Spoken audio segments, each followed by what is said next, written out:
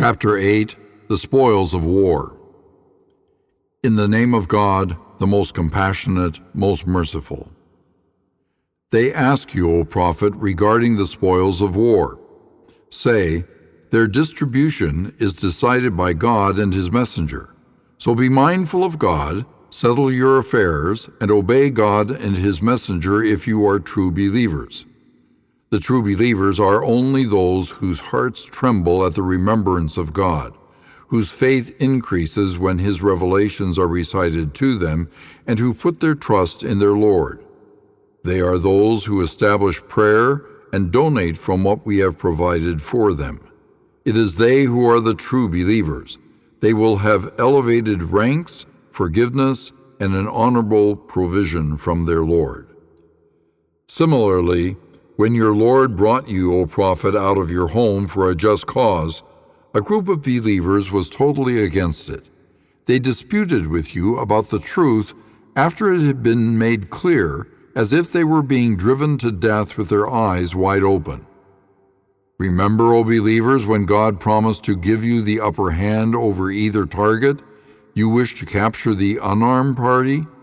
But it was God's will to establish the truth by his words and uproot the disbelievers, to firmly establish the truth and wipe out falsehood, even to the dismay of the wicked. Remember when you cried out to your Lord for help? He answered, I will reinforce you with 1,000 angels, followed by many others. And God made this a sign of victory and reassurance to your hearts. Victory comes only from God. Surely God is almighty, all-wise.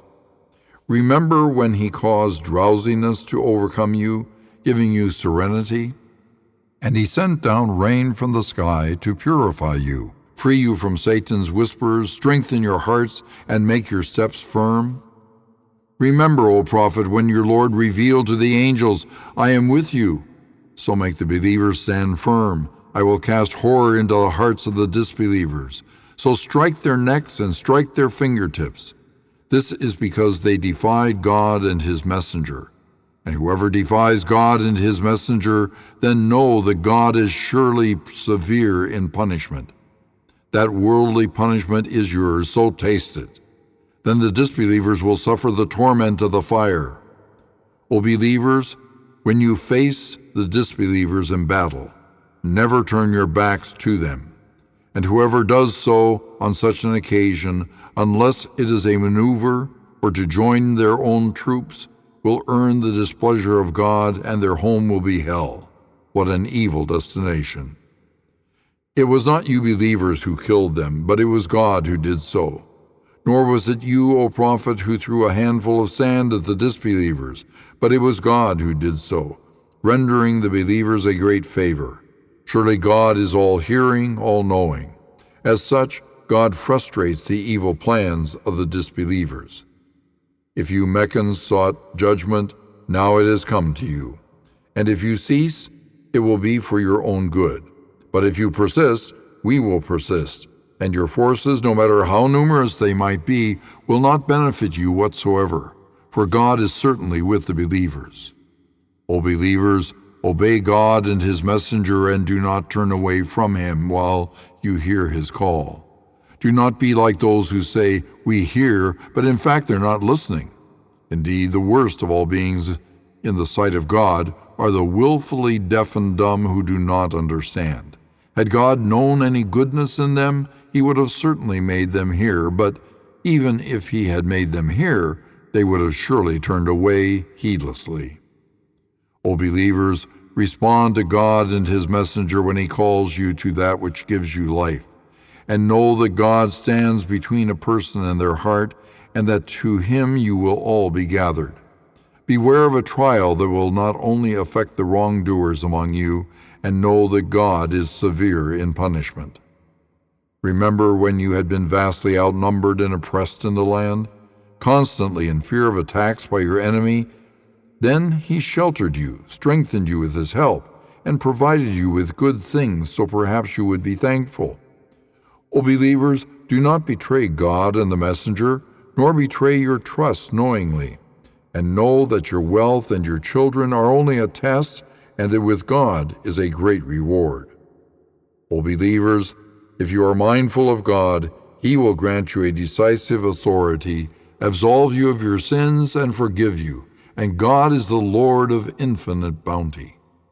And remember, O prophet, when the disbelievers conspired to capture, kill, or exile you, they planned, but God also planned, and God is the best of planners. Whenever our revelations are recited to them, they challenge you. We have already heard the recitation. If we wanted, we could have easily produced something similar. This Quran is nothing but ancient fables. And remember when they prayed, O God, if this is indeed the truth from you, then rain down stones upon us from the sky, or overcome us with a painful punishment. But God would never punish them while you, O prophet, were in their midst, nor would He ever punish them if they prayed for forgiveness. And why should God not punish them while they hinder pilgrims from the sacred mosque, claiming to be its rightful guardians?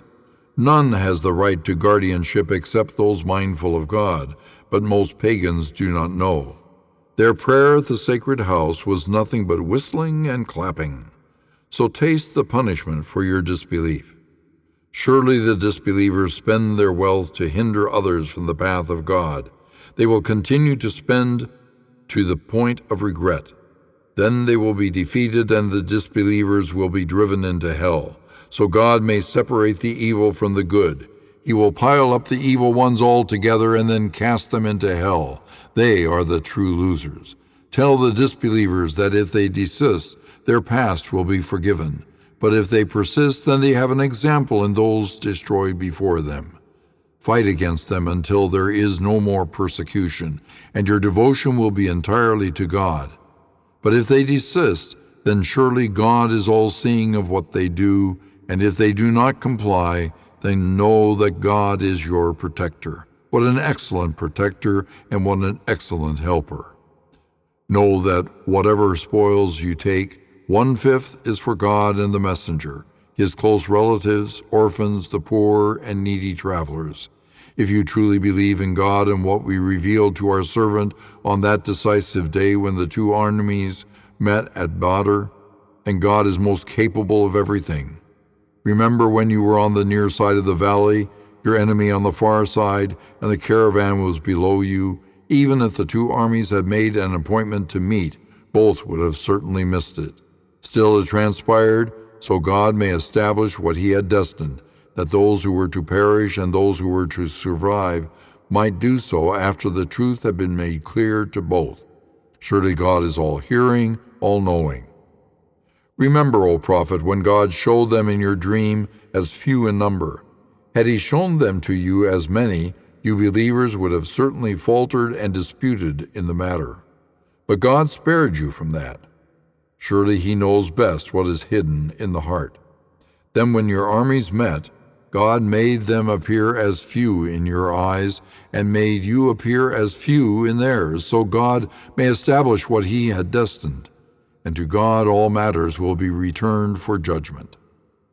O believers, when you face an enemy, stand firm, and remember God often so you may triumph. Obey God and His messenger, and do not dispute with one another, or you would be discouraged and weakened. Persevere. Surely God is with those who persevere. Do not be like those pagans who left their homes arrogantly only to be seen by people and to hinder others from God's path. And God is fully aware of what they do. And remember when Satan made their evil deeds appealing to them and said, "No one can overcome you today. I am surely by your side." But when the two forces faced off, he cowered and said, "I have absolutely nothing to do with you. I certainly see what you do not see. I truly fear God, for God is severe in punishment." Remember when the hypocrites and those with sickness in their hearts said, "These believers are deluded by their faith." But whoever puts their trust in God, surely God is almighty, all-wise. If only you could see when the angels take the souls of the disbelievers, beating their faces and backs, saying, "Taste the torment of burning. This is the reward for what your hands have done, and God is never unjust to His creation." Their fate is that of the people of Pharaoh and those before them. They all disbelieved in God's signs, so God seized them for their sins. Indeed, God is all-powerful, severe in punishment. This is because God would never discontinue his favor to a people until they discontinue their faith.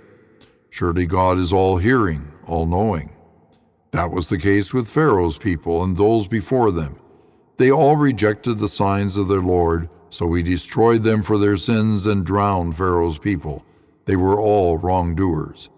Indeed, the worst of all beings in the sight of God are those who persist in disbelief, never to have faith, namely those with whom you, O prophet, have entered into treaties, but they violate them every time, not fearing the consequences. If you ever encounter them in battle, make a fearsome example of them, so perhaps those who would follow them may be deterred. And if you, O prophet, see signs of betrayal by a people, respond by openly terminating your treaty with them. Surely God does not like those who betray. Do not let those disbelievers think they are not within reach. They will have no escape. Prepare against them what you believers can of military power and cavalry to deter God's enemies and your enemies, as well as other enemies unknown to you but known to God. Whatever you spend in the cause of God will be paid to you in full, and you will not be wronged. If the enemy is inclined towards peace, make peace with them, and put your trust in God. Indeed, he alone is the all-hearing, all-knowing. But if their intention is only to deceive you, then God is certainly sufficient for you. He is the one who has supported you with his help and with the believers. He brought their hearts together. Had you spent all the riches in the earth, you could not have united their hearts, but God has united them. Indeed, he is almighty, all-wise. O prophet, God is sufficient for you and for the believers who follow you. O prophet, motivate the believers to fight. If there are 20 steadfast among you, they will overcome 200. And if there are 100 of you, they will overcome 1,000 of the disbelievers, for they are a people who do not comprehend. Now God has lightened your burden, for he knows that there is weakness in you. So if there are 100 steadfast among you, they will overcome 200. And if there be 1,000, they will overcome 2,000 by God's will, and God is with the steadfast. It is not fit for a prophet that he should take captives until he has thoroughly subdued the land. You believers settled with the fleeting gains of this world, while God's aim for you is the hereafter. God is almighty, all-wise. Had it not been for a prior decree from God, you would have certainly been disciplined with a tremendous punishment for whatever ransom you have taken. Now enjoy what you have taken, for it is lawful and good, and be mindful of God. Surely God is all-forgiving, most merciful. O prophet, tell the captives in your custody, if God finds goodness in your hearts, he will give you better than what has been taken from you and forgive you. For God is all-forgiving, most merciful. But if their intention is only to betray you, O prophet, they sought to betray God before. But he gave you power over them, and God is all-knowing, all-wise. Those who believed, emigrated, and strived with their wealth and lives in the cause of God, as well as those who gave them shelter and help, they are truly guardians of one another. As for those who believe but did not emigrate, you have no obligations to them until they emigrate. But if they seek your help against persecution in faith, it is your obligation to help them, except against people bound with you in a treaty. God is all-seeing of what you do. As for the disbelievers, they are guardians of one another, and unless you believers act likewise, there will be great oppression and corruption in the land. Those who believe, migrated, and struggle in the cause of God, and those who gave them shelter and help, they are the true believers. They will have forgiveness and an honorable provision. And those who later believed, migrated, and struggled alongside you, they are also with you. but only blood relatives are now entitled to inherit from one another as ordained by God. Surely God has full knowledge of everything.